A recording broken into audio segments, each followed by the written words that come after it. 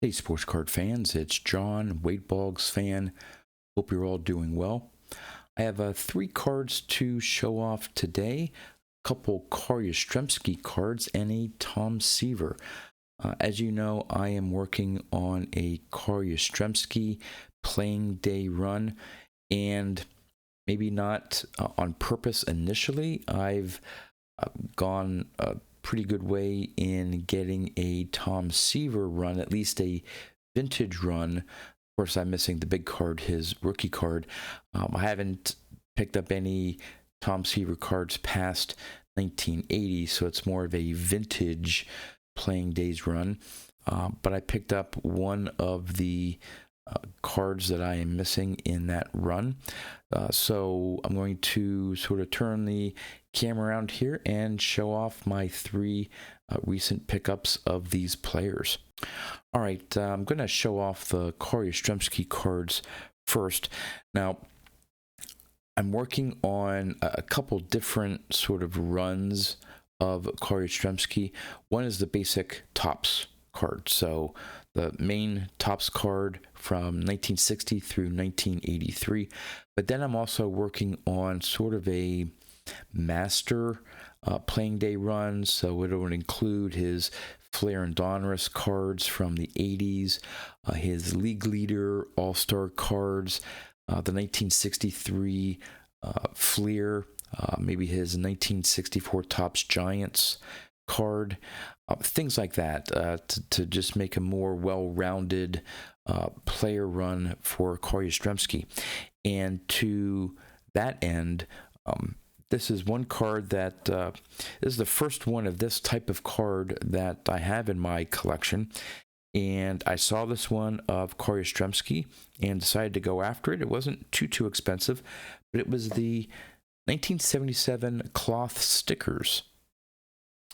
And for those of you who are not familiar with the cloth stickers, it's you can see there's just it's a cloth front to it, and here's the back, and you basically just peel the front off, and it's a sticker, but it's the same exact image as his 1977 Topps card, and got this in a nicely centered PSA 8, and it wasn't too expensive. So yeah, my first cloth sticker, and would go nice in my collection. Now, I don't think I'm going to be extending the sort of master run to include O-Pee-Chee cards. I may pick up one or two here and there. I'm not sure, but once you get back into the older O-Pee-Chees, they become very expensive. So not sure I'm going to do that for my Carl Yastrzemski run. But there's the first Carl Yastrzemski pickup. Now, the next one here is one that every time I've been picking up a new Carl Yastrzemski vintage card, I mention the ones that I'm still missing. And that's the 1962, the dreaded 69, which I just can't seem to find, and then the one card that I just never pulled the trigger on up to this point, and that's his 1982 Topps card. Again, this isn't in a PSA 8. I really didn't need to go for a 9, but I just struggled to find one. Some of the sellers for 8s wanted way too high for it, but my issue with the 82s here is a lot of the 8s, when you had 8s, they would tend to be fairly off center left to right, but more importantly, if you notice on the left-hand side here, that red and blue sort of hockey stick, the border there, very often you'd get a little bit of registry error where you'd have like the yellow just not line up with the red, and that would extend all the way down to his name. But in this card right here, let's see if I can get it a little bit more focused, you don't see any of that bleeding, and it's usually like right below his name.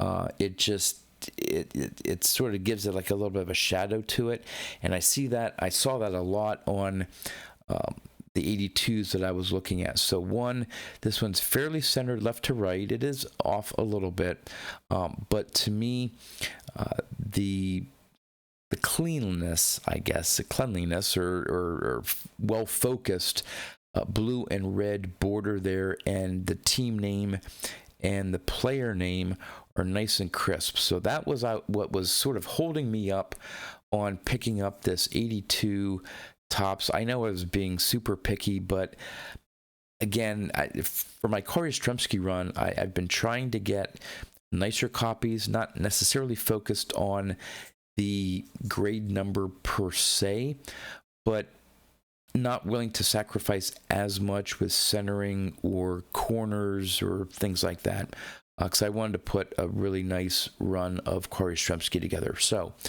now for my basic Topps run, I am down to just the 62 and the 69. There is a 62 on eBay. I just don't have the funds yet right now to make an offer. Whether the seller would even accept my offer, I'm not sure. But there's a nice 62 out there. I just don't have the funds available right now. But hopefully at some point here, I will get those final two and be able to complete my first player run since I started collecting vintage baseball cards. All right, on to the last card, which is a Tom Seaver.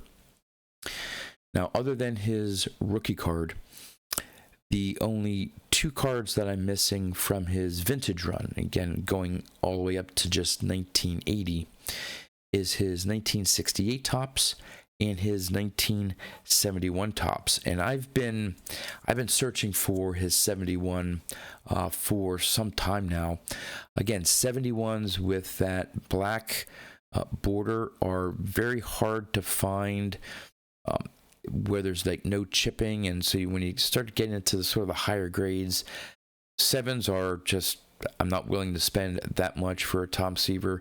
Even 6s can get a little pricey. Again, given my budget, they're not out of reach for me, but I had been looking for a decent 5 for 71s for some of the big Hall of Famers, like the Hank Aaron and some other cards I picked up.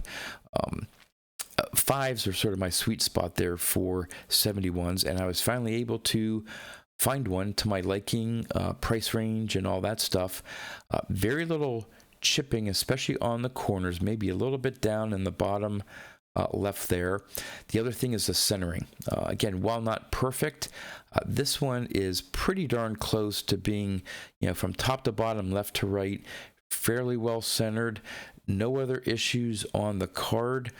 Obviously, there are some to give it a 5, but overall, this was one of the nicest ones I've seen in a 5 in a while, in a price point that is reasonable.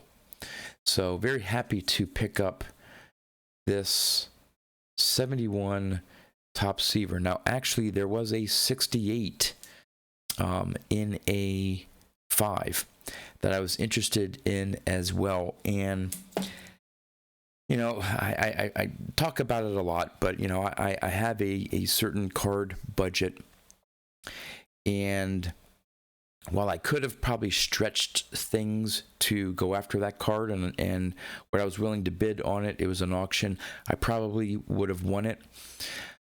But I was looking at obligations and things that I have going on till I get the next paycheck and all that stuff, and I didn't want to stretch myself too thin. So I let that one go. Hopefully I'll be able to find a similar, and it was well centered too, nicely centered 68 in a 5 at some point that I can go after. But yeah, I decided to just let that one go. Sometimes you just need to hold on to the purse strings there, but once I pick up that 68, then I'll have 68 through 1980. His rookie card, of course, if I'm going to be able to pick up, it's probably going to be in like a 2 or a 3, based on where his rookie card values are. But yeah, there you go. My 3 new pickups, 2 Carl Yastrzemskis and 1 Tom Seaver. So yeah, would like to know what you think about my pickups. Again, now I'm just down to the 1962 and 69 Carl Yastrzemski and the 1968 Tom Seaver, other than his rookie, for those little player runs. So I think I'm doing pretty good on the progress of that. So with that, until next time, thanks for watching.